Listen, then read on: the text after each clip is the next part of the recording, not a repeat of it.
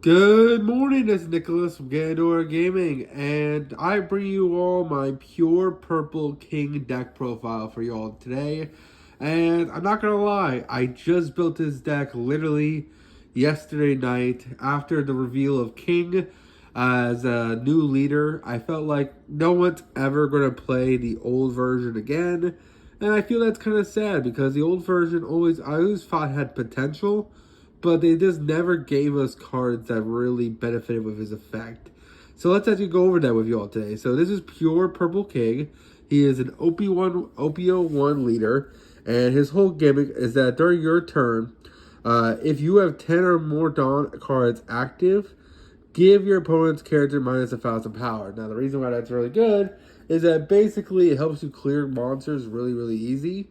Because if you have 10 Dawn on field, your opponents, all their monsters, lose 1,000. So they have a 5k on field, now it's a 4k. They have a 6k on field, it's a 5k, things like that.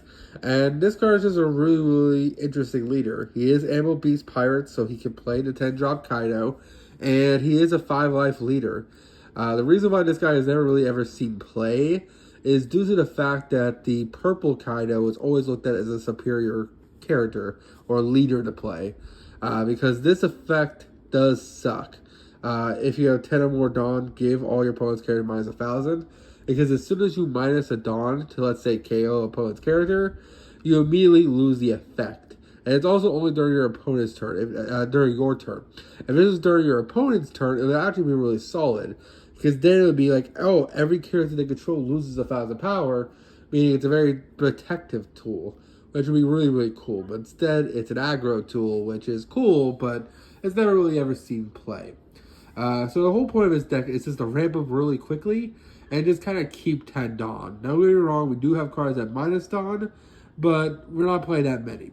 For example, we're only playing one 10-drop Kaido. We could definitely bump this guy up to 2 if you needed to, because he is not a searchable card. But you do minus 6 from him, which really does impact the field. And a lot of decks can rebuild their board so easy that Kaido dropping the 10-drop is usually just when you're going against a yellow deck and you just need to nuke their high-level characters. The fact that you can just minus 6 kill everything on field is very powerful, but it does suck. It also kills your field as well. So he is just Dark Hole on legs, and he is a 12k beatstick, which is pretty cool. Next, we're playing, of course, the 3 normal Kaidos. I have 3 different rarities for all 3, which is pretty hilarious. But this guy's always given us a purple staple since OP01 and the starter decks. This guy is just really insane for the simple fact that on 9 Dawn, you can just play him minus 5, and then he gains rush, and he kills a 6k or less character, which is just very powerful. Not to mention, we have cards that allow us to ramp up, including our field spell. So minusing 5 isn't as bad as minusing 6, and we can usually ramp up pretty quickly from there. Really great card, very aggro card, just a really good card in general. Next is an old staple of purple decks that I have not seen in a long time.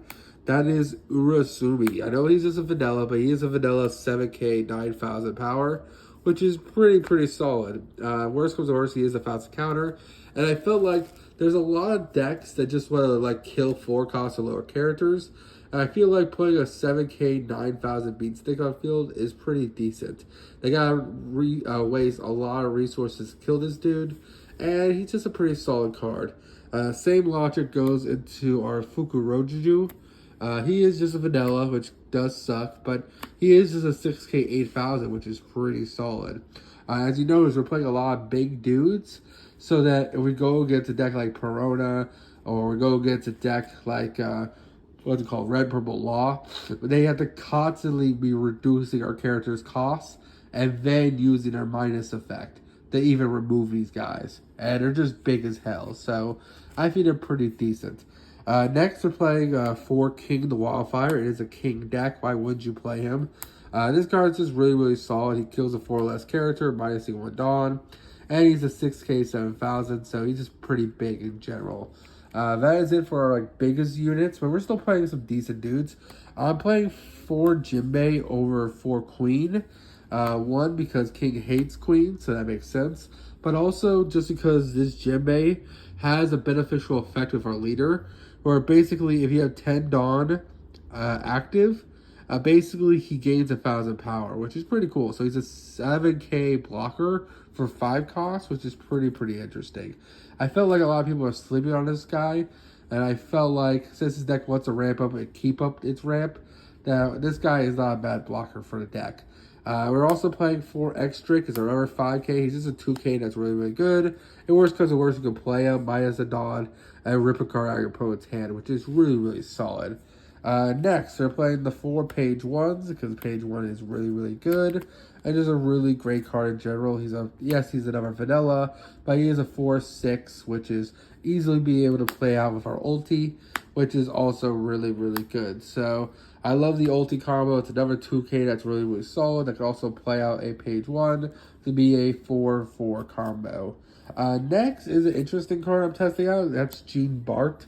A lot of people don't play Gene. The reason why is because he just feels weird. You need to have 4 Dawn to play him, and then you need to rest another Dawn to restand it. But basically the idea of him is that he's a 4 cost 5,000, and basically with our field spell, we can ramp up pretty easy and allow us to do it on our 5 Dawn turn. Just play this guy, ramp 1, and just really good. We're also playing Miss Doublefinger just because she's another ramp card. Also, she is another 2k at worst. So we're playing a lot of 2ks. That is 12 to be in total, which is pretty amazing. And it's a really good standard in general. We also have a lot of ramp. This ramps you, and of course we're playing 4 the field spell. So there's a lot of ramping in this deck. We're playing 4 Blast Breaths because Blast Breath is just basically an amazing card. That's minus a Dawn. You gain 4,000 power. It's one of the best events in the game, and it came out so long ago. It's pretty insane. We're also playing 2 Sheep's Head because Sheep's Horn. This card has actually been seeing a lot more play. It's a pretty solid card. Basically, you minus a 1 Dawn, and you get to rest a 6k or lower character, so it rests 6k blockers, which is pretty insane. This card is actually helps you push your game very easy, and it's a really good card. Finally, we're playing 4 of the Islands of Okinoshima, because this is probably one of the best ramp cards in the game. You always want to start off with Okinoshima if you have access to it, and because you are an Ammo Beast Pirate Leader, you get to play this elusive field spell. So that is it for the deck profile. I felt like no one's ever going to play this king again. I felt like if I don't make this deck profile now before OP08, then when will I? So I hope you all enjoy. And tell me in the comments if you should change out some ratios. But I think this is a pretty solid list for a very forgotten leader.